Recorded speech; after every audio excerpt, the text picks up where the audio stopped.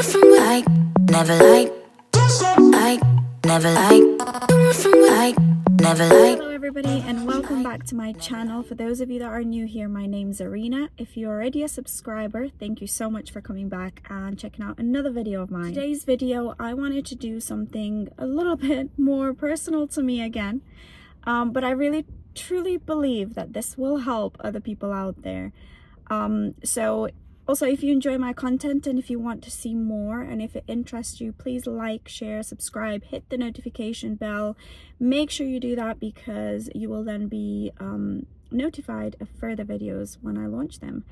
So all of that out of the way, today's video is something that I have certainly found I come across here and there. I used to come across this a lot and used to be almost like part of my identity. But I've become a lot more aware of a lot of things that I do or that I automatically kind of seem to display. And I wanted to share this with you guys because I feel it's really changed my experience and the way I'm kind of navigating my own life. And I'm just hoping I'm putting this out there and it helps someone else. So the topic is how to and you'll have to forgive me because I've made some notes because there's quite a few things that I've noticed and I've literally made notes on because they've been so they've transformed my life. So the topic is how to kind of manage stress and how to reduce stress and stay in your feminine energy. One of the things I've realized a lot over the past year or so, or maybe a couple of years, is that I used to be in a lot of masculine energy all of the time, and I've found small ways to kind of return to a little bit more feminine, and I've done exercises and I've done little self-care things which I'm going to share with you guys. But before I kind of even was aware that I'm in this masculine energy, I was very reactive. I was constantly hyper vigilant about lots and lots of things, and I was always in do kind of tick sheet, like just my energy was constant and there was no breath to it, there's no relaxation to it, there's no like calm to it. And not that it was the worst thing in the world, but I realized that it was affecting a lot of things around me. Like I couldn't switch off and I couldn't feel relaxed and I couldn't be in kind of more calm and just nourishing energy. I don't know if anyone else can relate to this, but I'm also in an industry I'm a sales manager, and it's something that's difficult to do because you're constantly on the go, you're constantly dealing with customers, it's part of life. Like a career will naturally make you be a little bit more in your masculine energy, and that's not a bad thing or a good thing. It is what it is, and it's needed. And I remember saying to a friend, I can't just be crying and feeling sorry for myself and taking a chill pill every time I'm trying to get things done. Like that's also necessary. But what I did realize is that I was constantly in masculine energy, and strangely enough, when I walked away from a long-term relationship, I realized that I was doing a lot of that, and then there was a lot of things about myself that I hadn't really looked at as a result of that. So one of the first things I did was kind of start to work on myself, essentially. So I've made lots of progress over time, and there's some things that have really helped me, and I want to share these with you guys. As I've entered a new relationship now, I also find being mindful of these things will also transform the relationship you have with your partner, because you're probably already transforming the relationship you've got with yourself. So a relationship can be a much more rewarding and peaceful and kind of enjoyable thing rather than something that's stressful and something that you struggle to manage, let's say. So I don't know if anyone else feels like this, but as an ambitious, as a driven woman, this is something that I've learned, and I'm really glad I have. So I'm going to share with you guys the sort of things that I have done for myself in order to kind of get to a better place in my life, if you like. So again, it's easy to get kind of caught up in the masculine energy, and that is necessary. So when I go to work, I need to have that energy about me to get things done. There are times and there are places and there are there's a lot of time in life where you need to pull this out of yourself, and it's absolutely necessary. So it's not something you would consider good or bad, but staying stuck there and not being able to slow down and not being able to also shift into your feminine energy and give yourself the rest and the self-care and the, you know, the enjoyable experiences that you also need, especially as a woman, and I believe men do too, in different ways. But from a woman's perspective, this is kind of the thing that I've learned to also give to myself, and not constantly be kind of hyperactive and hyper, constantly on the go. When we're in our masculine energy, we're in problem-solving mode, we're in overthinking, we're in doing. And that is, like I said, a masculine energy. Now, when we are in a relationship, this is really kind of not really what you want all the time, because what I've learned is that you really want to also tap into that feminine energy that naturally pulls the masculine and the feminine together, and they can work a lot better together, and they can communicate a lot better. And you know, this will shift the whole dynamic of a relationship, and when you communicate with each other, you'll get very, very different results. And this is something I'm kind of learning in my own journey, and the results I've seen and the way things actually work when you do this, I promise you now, they're literally mind-blowing, and they will change everything for the better. But basically, when you're in this masculine energy, you are constantly stressed, you are constantly hypervigilant, you are constantly reactive.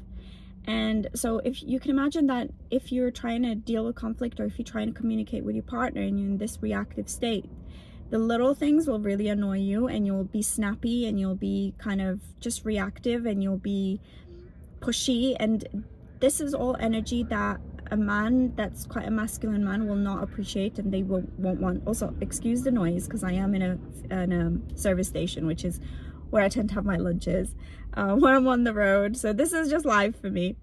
But I really wanted to get this out to you guys. Now, too much stress and too much of this energy can make us feel exhausted, can make us feel really worn out. And you can imagine you're snappy, you're reactive, you're not rested, you can't really give a very good like energy output to anybody, because you don't have it to give, and you're already kind of fried to start with.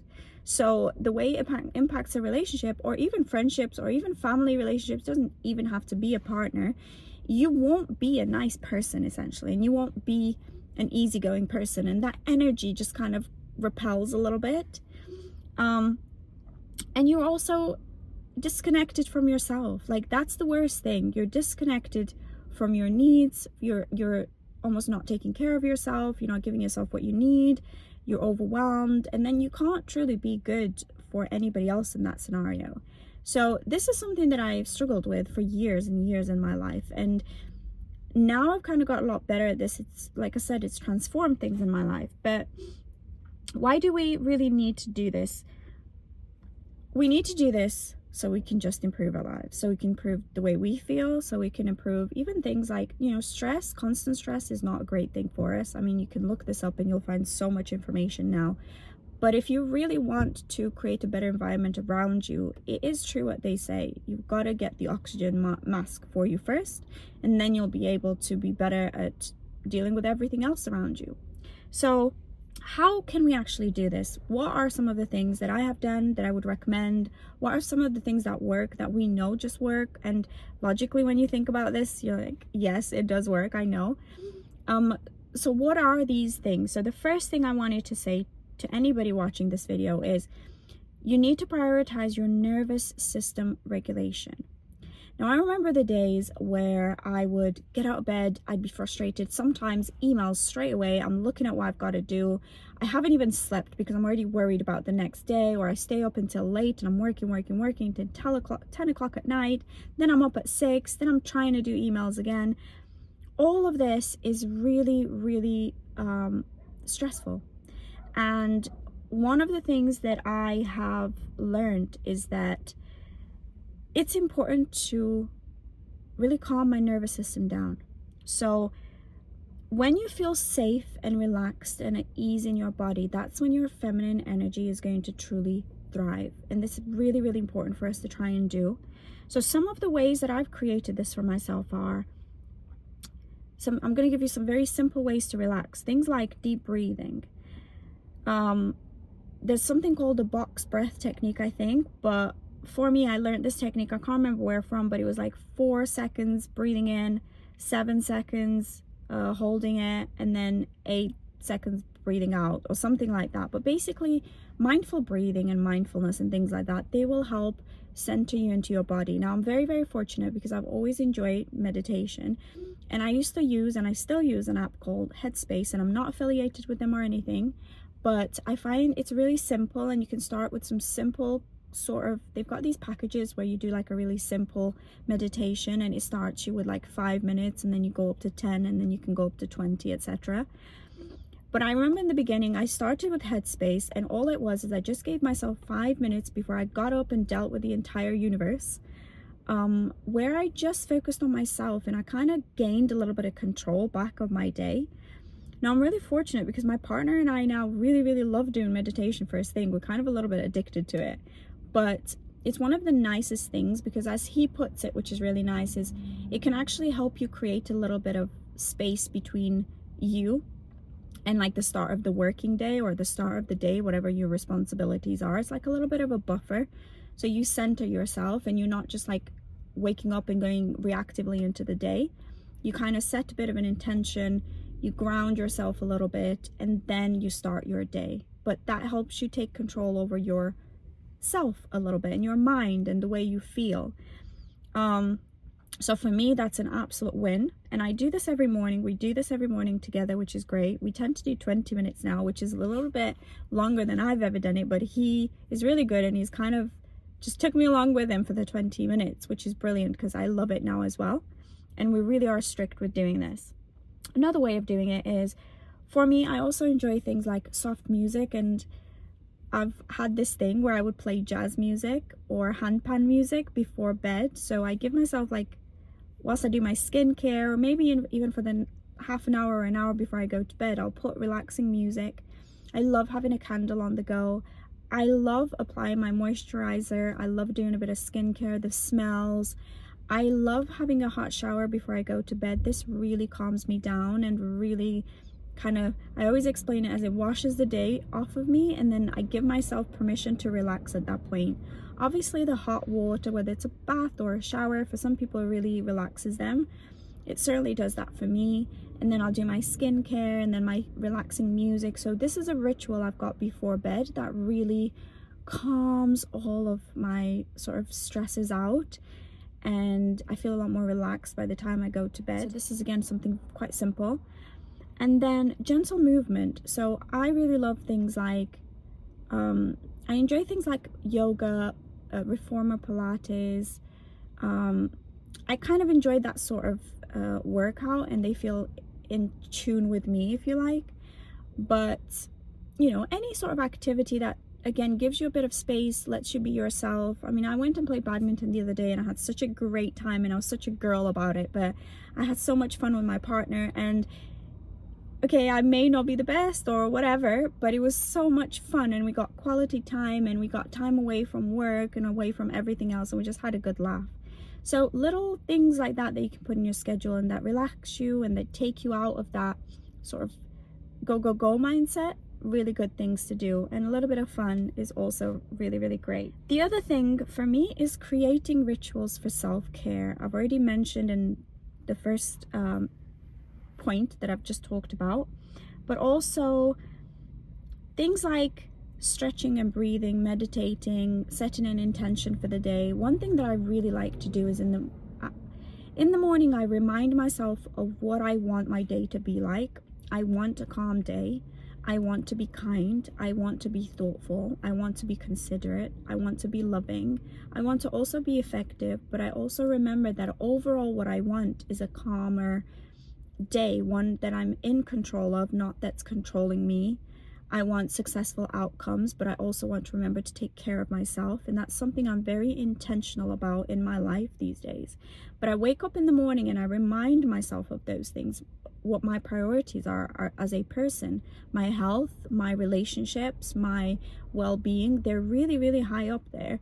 And yes, of course, work is important and we need to be good at what we do. And I'm very ambitious and I'm very driven and I'm a perfectionist in many, many ways. But I've learned to also give that to myself and to be a perfectionist in the way I care for myself and the things I also give to myself and not just to my work and to other people. And this is really, really important. So self-care is very much about giving yourself the things that make you feel nourished, that make you feel happy, that make you smile, and not just giving to everybody else and making sure they're okay, make sure the job's getting done.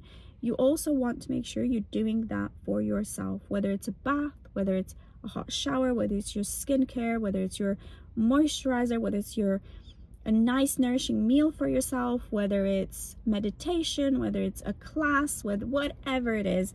Please make sure you give those things to yourself as well. You deserve the same love and the same care and the same sort of nourishment that you give to everyone and everything else. And this was a big one for me to learn, guys, a big one. Also, what's really important when it comes to your feminine energy is that, so point 3 now, is shifting from overthinking to feeling. This is really big, and I'd probably say this has really shifted things in my personal life. Feminine energy is about being present, it's about receiving, it's about feeling.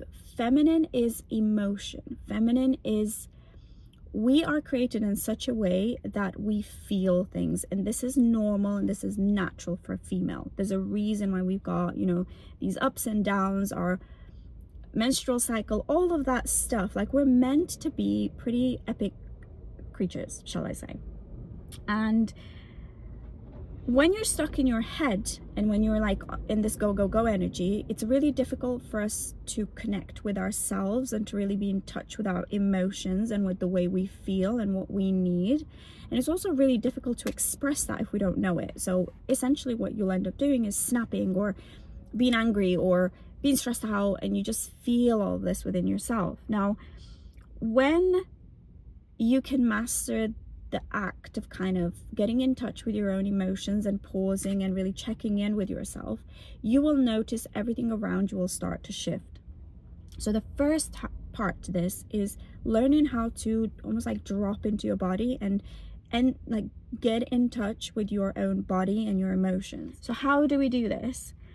It's as simple as like checking in with yourself. If you feel that feeling, and this is where I think meditation really comes in, because when you learn to meditate, you learn to check in with yourself, and you all of a sudden start to pay attention to things that you never even realized you felt or were experiencing. And this is really major for me, because now I can kind of check in with my body, and if I feel a reaction coming along, if I feel, I feel stressed out, or I actually feel triggered, or hold on, there's a fear coming up here, there's a reaction coming up here, I wonder what it is. And you almost start to, instead of reacting to everything that you kind of like this reaction coming up, you get curious about it. And this is again where meditations change things for me. But you get curious as to what's going on in your body, and you'll literally end up asking yourself, hold on a minute, what's this trying to tell me? Or what is this that I'm feeling? Instead of just reacting like automatically and, snapping or whatever, you get curious about it. And there's been so many times where now I've been able to say to my partner, I'm feeling triggered. When you do this thing, it makes me feel really triggered, and I get this like panic feeling, and I know there's a reason for it, but I think in the meantime, whilst I'm kind of trying to figure it all out, can we work on this thing? Can you just reassure me that in this situation, I think what's coming up for me is that I feel like you're walking out on me, or I feel like you don't love me, or whatever it might be. And it just makes me feel a certain way. So I don't want to feel like that. And I obviously don't want to take that out on you, blah, blah, blah, blah, blah. But basically the way you then communicate is like the nicest, the most aware, and the most in control way you've ever communicated.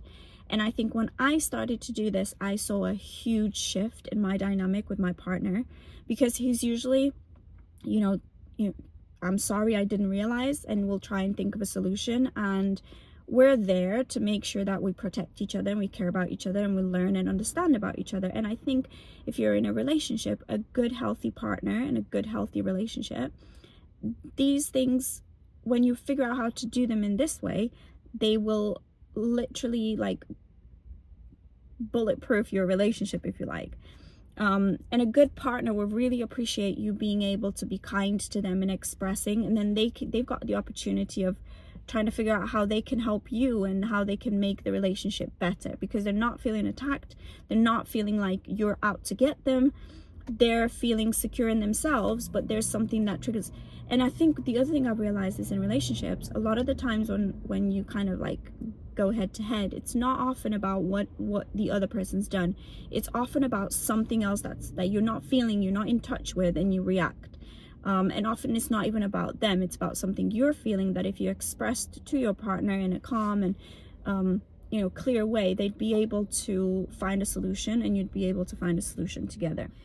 Ask yourself, what is it that you're feeling? And it's okay, you get to tell yourself, you get to check in with yourself, and then you can kind of make sense of it yourself. The thing I quite like that helps me kind of drop into my feminine is holding something soft. And I know this sounds a little bit silly, but I still have like a pink elephant toy teddy, like a fluffy elephant.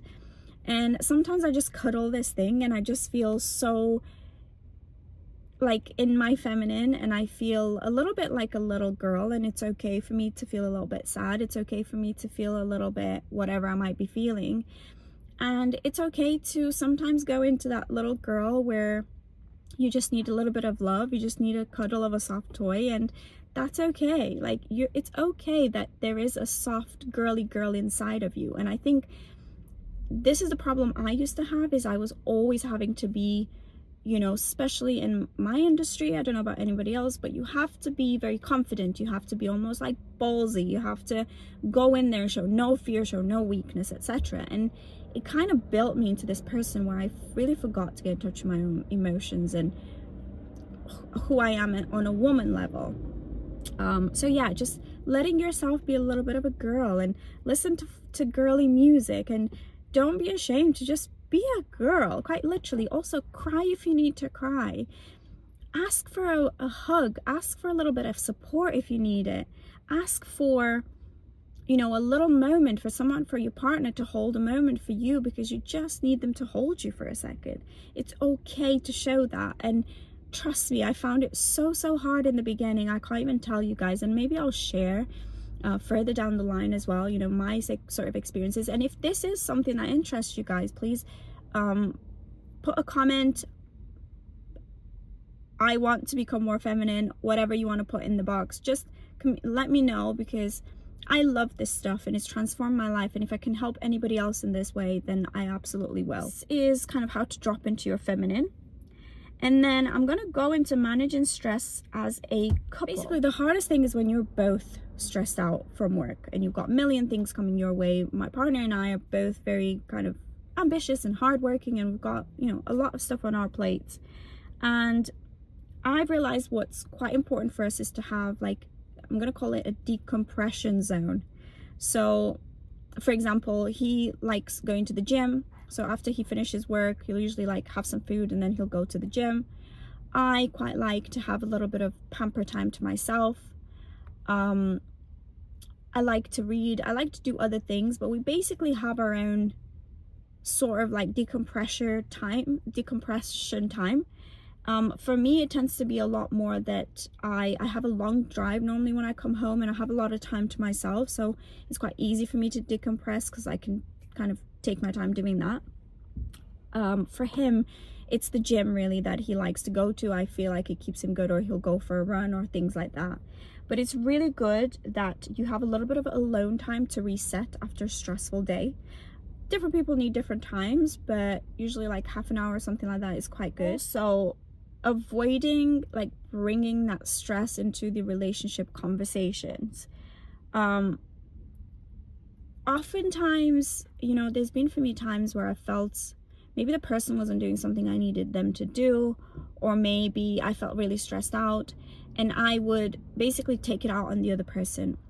And I think what I realized is that those two things are very separate. Like, my stress is separate to the relationship. It's going to sound a little bit strange, but before I enter a conversation with my partner, I try and remember, how am I going to be kind, and how am I going to respect the person I'm speaking to, and how am I going to address anything in a respectful manner, and in a manner that shows that I appreciate and respect this person. And maybe we're having some difficulties, maybe they're not doing something I'd like them to do, maybe they've done something to hurt me, but I don't go into that conversation bringing the stress from like whatever's been going on. I make sure to put that stress aside, and then when I communicate with my partner, I really try to tell them that something's happening and I feel a certain way about this thing that's been happening, and it maybe doesn't make me happy, or it makes me feel unappreciated, or whatever it might be. But I'll communicate with them in the same way that I would communicate with a complete stranger that, you know, doesn't owe me anything. And I don't go around speaking, you know, to people rudely or accusing them of things. So this is just a kind of discovery conversation with your partner, where you know, the truth is partners can't read each other's minds either. We're, especially, you know, I could apply it to my relationship, we're both very busy, our minds are in a million places, we can't constantly read each other's minds. And this is where I've understood that really good communication and being able to express your needs in a healthy and positive and kind and respectful way will also totally transform the relationship you're with. So this is really important. Communicating, you know, when you've got issues, things like that, that's a big area that I love. And again, I'd be happy to do another video. In fact, I think I will do another video, because this is too big not to talk about. I almost wish we could learn about it at school. But yeah, the communication is a lot better when you kind of leave your stress at the door, if you like, and then any conversation you enter in with your partner is from a respectful and kind and understanding place, rather than accusing, or like it's anybody's fault, or like playing victim, etc. Leading on to that nicely is softening and communication. Feminine energy is not demanding, is not bossy, it's not any of those things. Feminine energy is playful, it's lighthearted, it's spontaneous, and it's inviting. And so one of the things, again, going to the communication a little bit, is instead of saying to your partner something like, you never listen to me, or you're selfish, or you're this, or you that, which are not nice things to say to someone, they're quite attacking things. You could say things like, I love it when you hold me like that. I love it that you've got this for me. It really means a lot that you thought about me. I love that you've gone out of your way to do this and that. And it may not be major things, but I think when you create an environment of appreciation and, you know, whatever it may be, even the smallest of things, it makes a person more driven to give you more of that, because it feels good for them as well. That praise feels so nice, and they feel appreciated, and they'll want to do more. Now, I'm talking about a healthy partner that actually really cares about you and who wants to treat you well. I'm not talking about narcissists or anyone like that. Like, if they just keep taking and they never give back, etc., that's a whole other story. But a partner that really cares about you, they're going to appreciate the fact that you appreciate them, and then naturally that's going to create more appreciation on both parts. And I've certainly felt and seen this in my own relationship. And even if you need something more, there's a way of communicating that. There's a way of saying, you know, I really love it when you hold me and when you give me a kiss before bedtime. It makes me feel so happy and safe and loved, and I'd love it if we did that more. It doesn't have to be like you don't do this or you don't do that. I hope this makes sense. The next point is prioritizing playfulness and fun and quality time. This is something I'm really particular about, because I do think life can take over. You get busy, you get stressed, there'll be ups and downs in life. Stuff happens. So for me, I do try and keep a playful, lighthearted, and kind of like spontaneous energy about myself, because I often do feel myself getting a little bit rigid and a little bit like too focused on jobs and who's doing what, etc. And I don't like it. I feel like it's more fun not to get stuck into that. So for example, you know, if the washing's not been done or if there's like a bit of a mess, it's like I could go, oh, you didn't do the washing, I'm stressed out.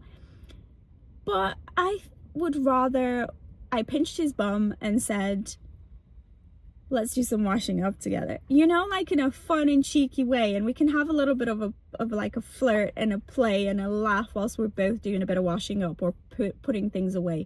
And worst case scenario, if he's really tired and he's had a really rubbish day, I'm just gonna say to him, go relax, don't worry about it, I'll sort it. Or if I don't feel like doing it, I'm gonna do it the next day.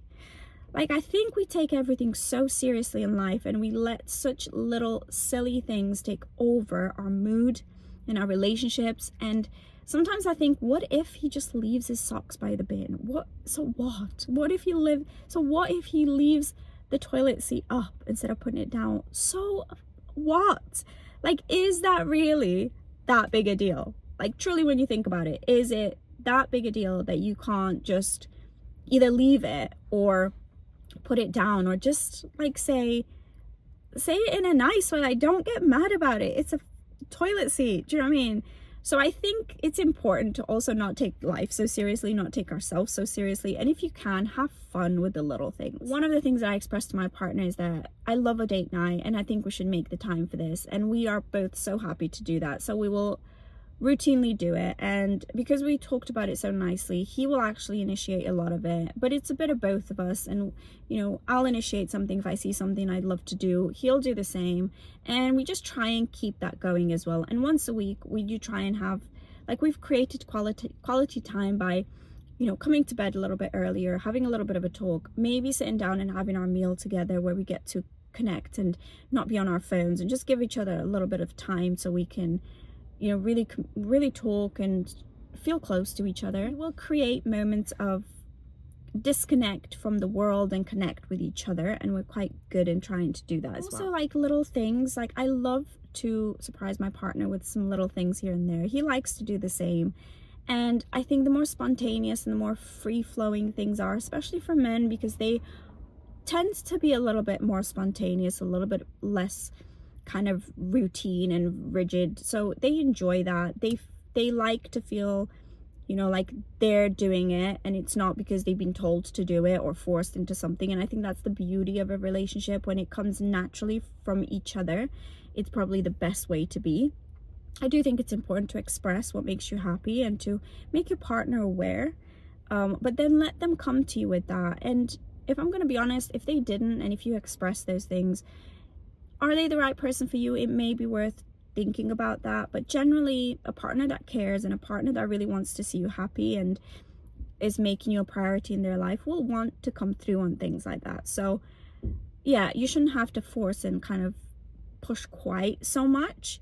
But again, you know, there's no perfect recipe. It's just, it's always better if we can communicate nicely and keep ourselves a little bit playful and spontaneous and a little bit cheeky, and that life is always just a little bit better in that sense. We've kind of reached the end of this video. I hope it's helped someone out there, and if you want me to go a little bit deeper into any of the parts of this video, I'd be more than happy to.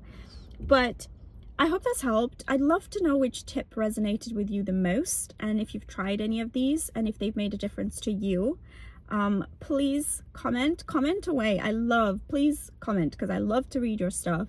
My favorite bit is reading the comments on videos. So also, it's really interesting for me to read kind of your experiences and what's worked for you, and maybe you can help other viewers. If you did enjoy it, don't forget, share, subscribe, give me that like, and also hit that notification bell so I can update you on my next video as well. And I hope wherever you are in the world, you're having a wonderful day, morning, evening, whatever it may be, and I wish you all the happiness in the world, and I'll see you in my next video, guys. Take care. Never like